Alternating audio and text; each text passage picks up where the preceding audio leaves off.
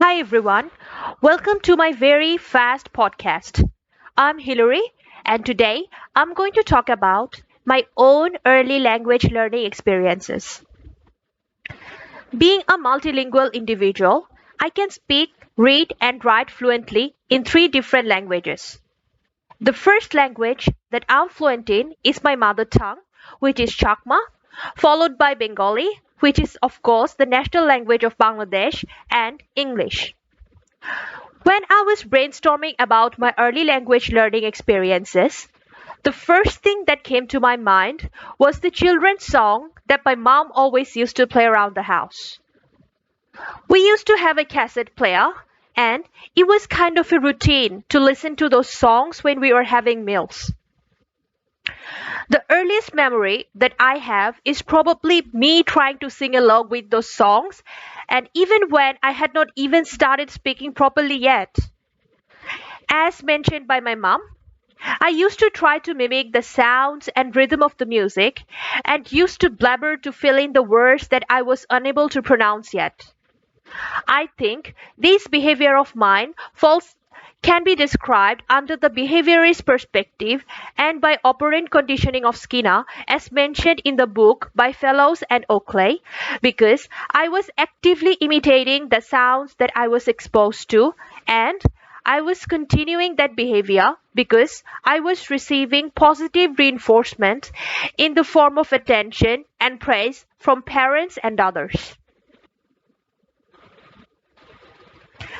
When I grew a bit older, I was looked after more by my grandparents, especially my maternal grandma.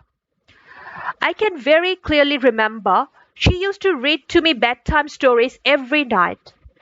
She used to use easier language, shorter, simple sentences, and used to use suitable intonations while telling those stories.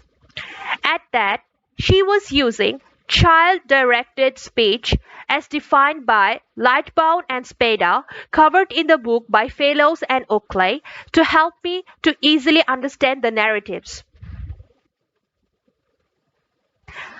According to John and Goldstein, in the early stages of language acquisition, cognition and communication are fundamentally interrelated.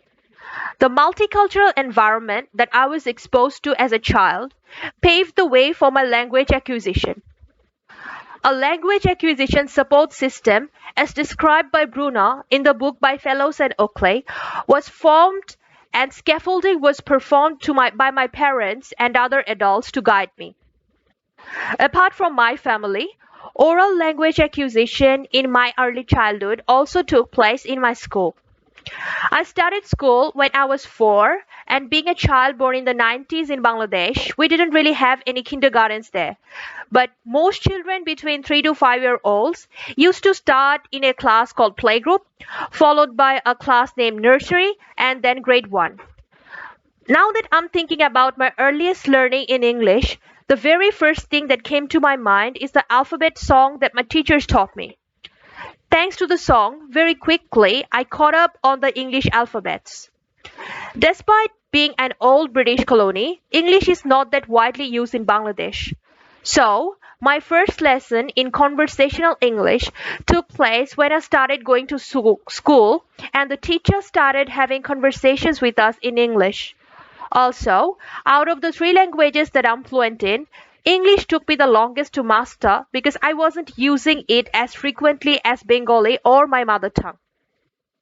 According to sociocultural theory, as mentioned by S. Edwards, children tend to learn a language because they want to interact with an environment. I think my successful acquisition of languages was also influenced by my socio-economic background. Because coming from a middle class family with working parents, I could afford to go to a school and I achieved a sufficient amount of verbal interaction.